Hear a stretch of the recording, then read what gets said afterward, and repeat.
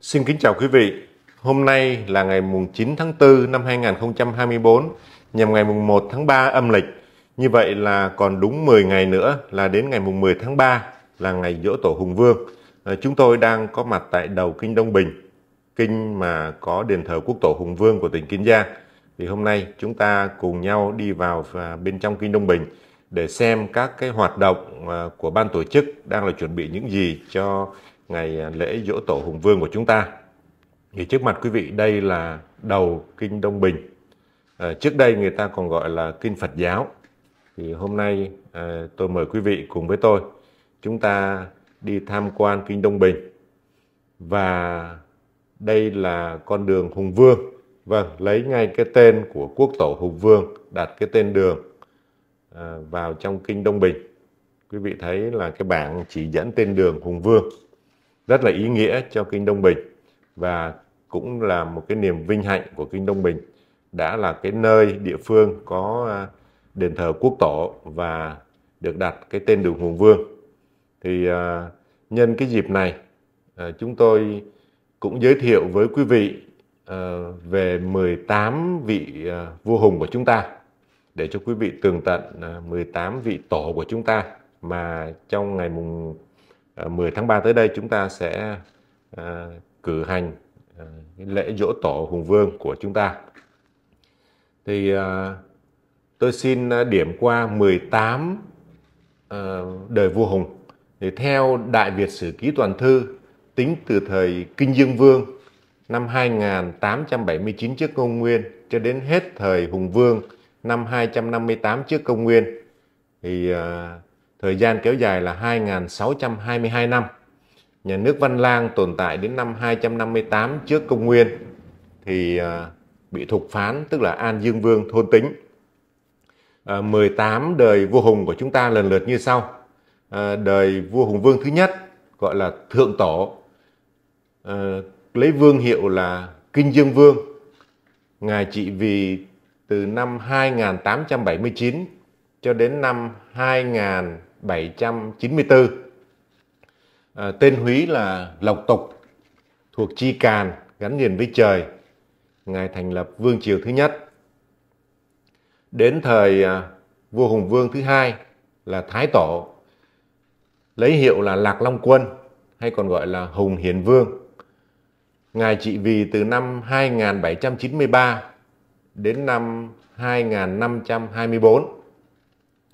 Lạc Long Quân tên húy là Sùng Lãm, con trai của Kinh Dương Vương với Thần Long. Ngài thuộc Chi Khảm, gắn liền với nước và thành lập vương triều thứ hai. Sinh thời thì Lạc Long Quân chưa phải là Hùng Vương, vì phải đến thời con trai của ngài lên ngôi thì danh hiệu này mới tồn tại. Nhưng hậu thế đã suy tôn Lạc Long Quân là Hùng Hiền Vương.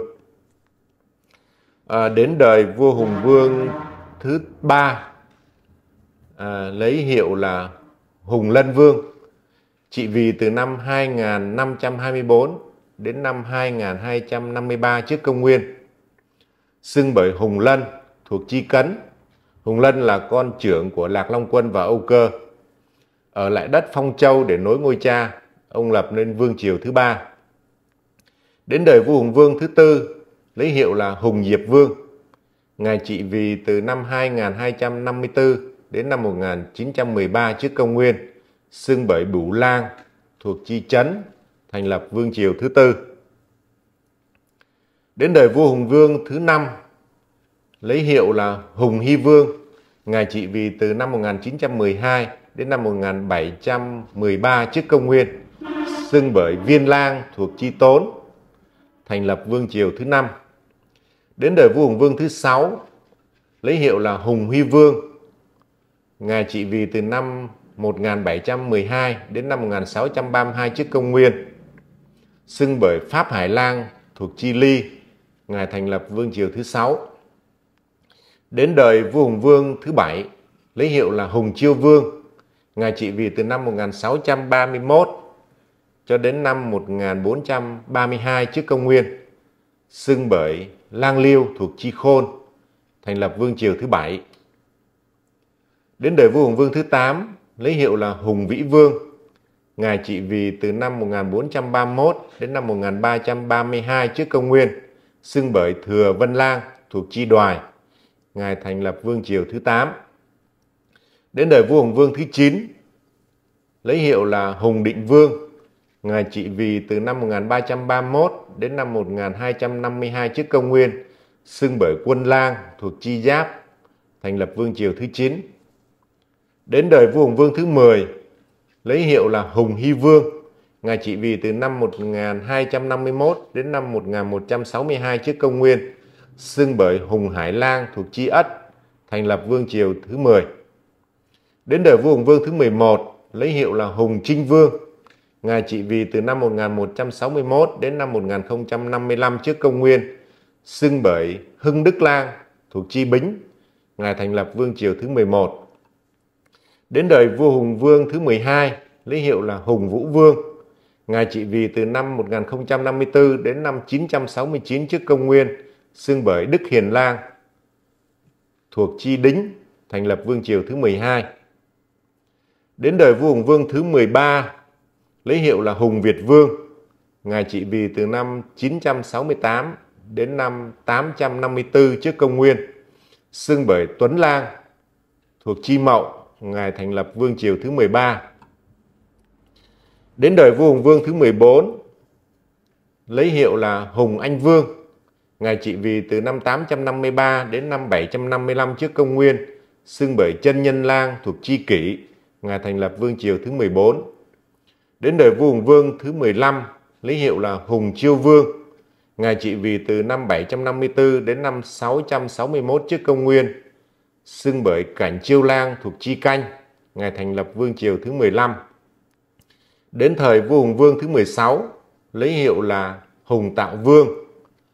Ngài trị vì từ năm 660 đến năm 569 trước công nguyên, xưng bởi Đức Quân Lang thuộc chi Tân. Ngài thành lập vương triều thứ 16.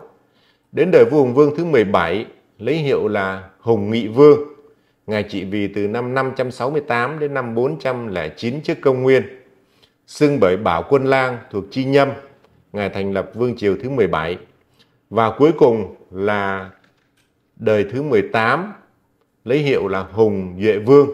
Ngài trị vì từ năm 408 đến năm 258 trước công nguyên, xưng bởi Lý Vân Lang hoặc là Mai An Tiêm. Ngài thành lập vương triều thứ 18. Đó là 18 vị vua hùng của chúng ta, những vị tổ của chúng ta mà trong ngày mùng 10 tháng 3 tới đây chúng ta sẽ long trọng lễ giỗ của tổ hùng vương của chúng ta.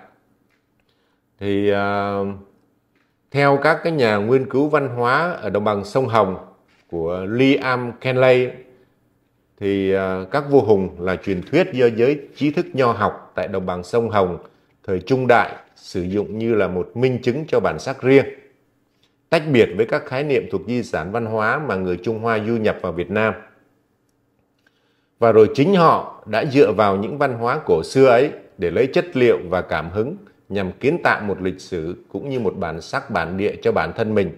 Do đó đã đóng góp cho việc sáng tạo ra một bản sắc địa phương.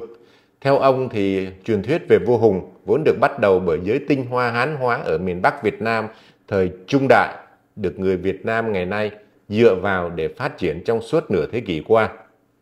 Dưới sự chi phối của chủ nghĩa dân tộc ở Việt Nam, những truyền thống được kiến tạo bởi giới Tinh Hoa thời Trung Đại này giờ đây đã trở thành những chân lý không thể thay đổi được, mà đây là những chân lý không thể chối cãi được của dân tộc Việt Nam.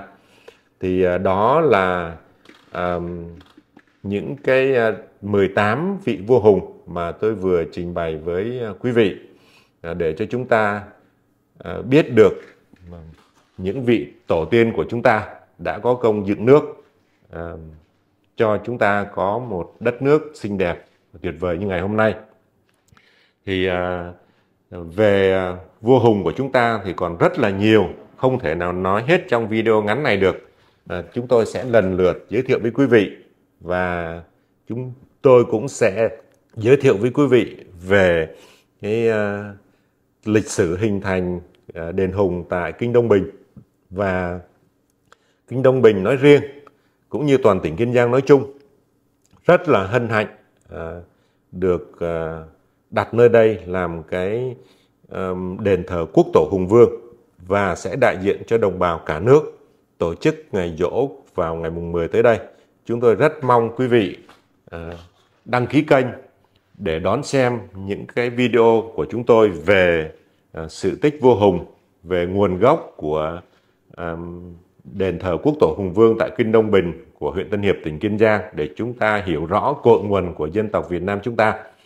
Xin cảm ơn quý vị đã quan tâm theo dõi. Xin kính chúc quý vị một ngày an lành và hạnh phúc. Xin kính chào quý vị.